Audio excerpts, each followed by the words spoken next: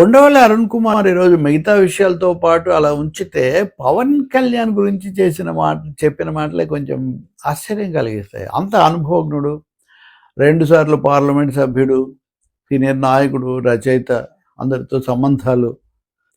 పవన్ కళ్యాణ్ ముఖ్యమంత్రి అవ్వాలని నాకు ఉండొచ్చు, అవుతాడని కూడా అనుకున్నాను, కావచ్చు అని అవకాశం ఉంది. ఇది పవన్ కళ్యాణ్ మీద ఆయనకున్న అభిమానం వల్ల కావచ్చు, లేకపోతే పవన్ అభిమానులను సంతోషపెట్టే ఆలోచన కావచ్చు. పవన్ కళ్యాణ్తో నాకు కూడా తగు మాత్రం పరిచయం ఉంది, ఆయన కార్యక్రమాలకు కూడా వచ్చారు.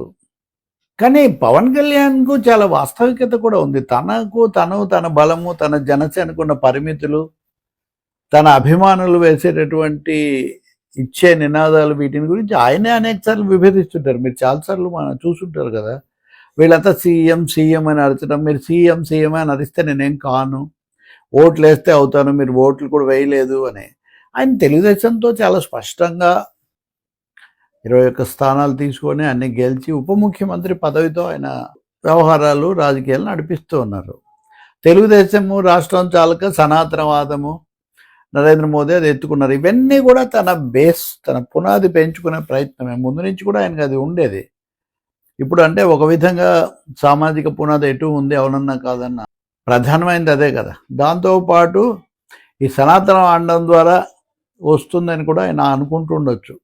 కానీ దక్షిణాది రాష్ట్రాల్లో అది పనిచేస్తుందా లేదనేది పెద్ద ప్రశ్నే. కానీ ఆయన రాజకీయం కొద్ది రోజుల కిందట ఆయన మాట్లాడిన మాటలను బట్టి కూటమిలో ఏదో సమస్యలు వస్తాయి, నేను కూడా నిన్న చెప్పాను, మినీ వార్ కూడా మనం చేయాలి, మాట్లాడాలి, ఇట్లాంటివన్నీ. అంటే ఏం చేసినా 15 ఏళ్ళు ఇది ఉండాల్సిందే అని పదే చెప్తున్నాడు. 15 ఏళ్ళు ఈ కూటమి ఇలాగే ఉంటే జనసేన ఎలా వస్తుంది, ఆయన ఎలా నాయకుడు అవుతారు?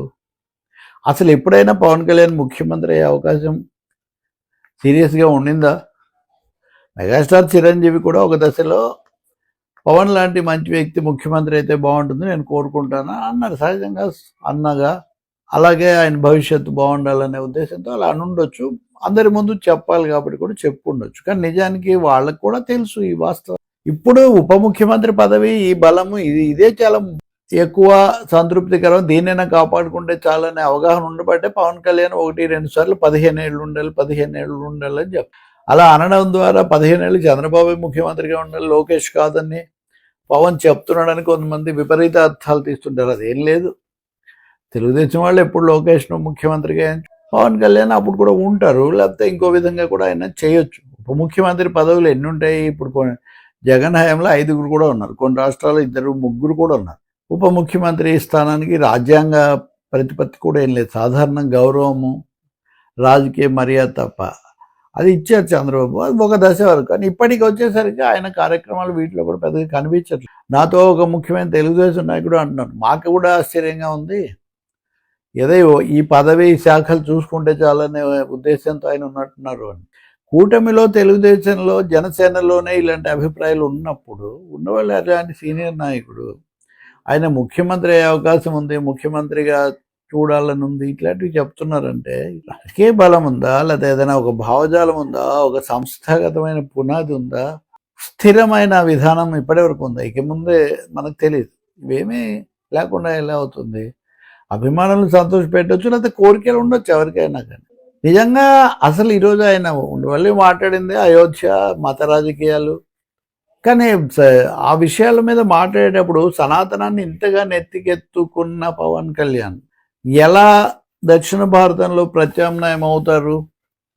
బలమా లేదు, పార్టీ యంత్రాంగము జరగలేదు, అదే ఆయనకున్న జనాకర్షణ, కొంత సదభిప్రాయం.